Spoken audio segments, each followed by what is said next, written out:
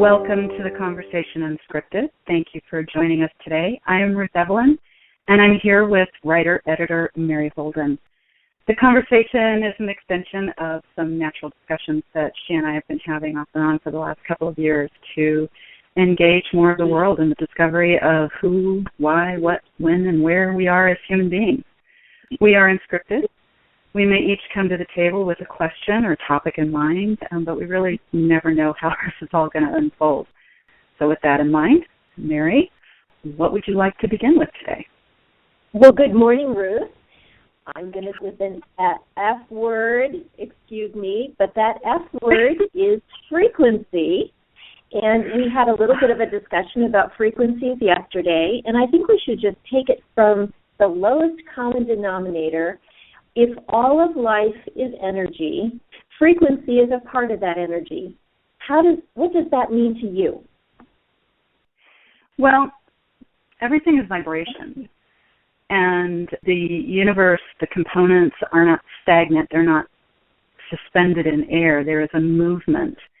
And that movement creates a sound. And, of course, that's very imperceptible to the ear. But that sound comes together as a vibration, which is called a frequency. And each sound has its own tone. So when we're talking about emotion, which is energy in motion, those emotions are condensed vibrations. And I call them threads, condensed threads of vibration that have a tone, that have a frequency. Anger has a very low frequency. And when you measure frequency, those feelings of anger, those emotions of anger, they actually do show up on monitors that measure emotion, that measure frequency, measure vibration as a low vibrating frequency. A high frequency, such as love, joy, happiness, these actually are fast, very fast frequencies, and they go very, very high on charts.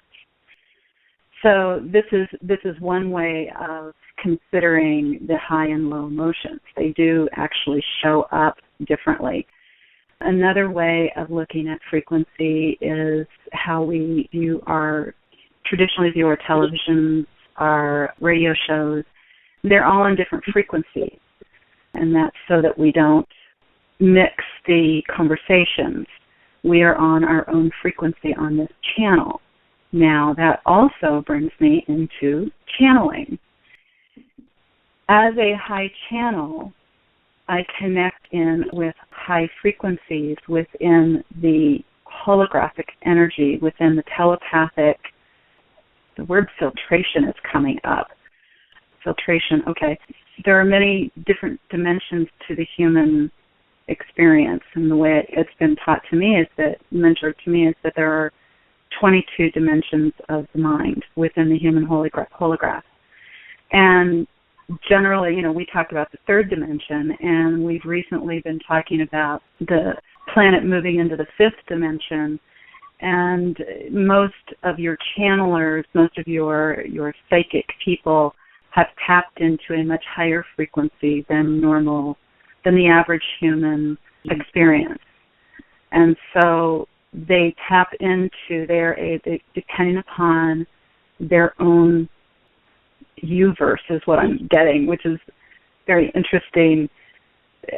I want to say universe, but it's coming through as YOU space verse, VERSE, which is, I've never heard that before, but it really does make sense. So we'll just call it a universe because that's what I'm getting right now. So someone with quote unquote psychic abilities taps into a higher dimension than the normal human experience, which can be the 6th, 7th, 8th, 9th, 10th dimension, and even higher, 16th dimension.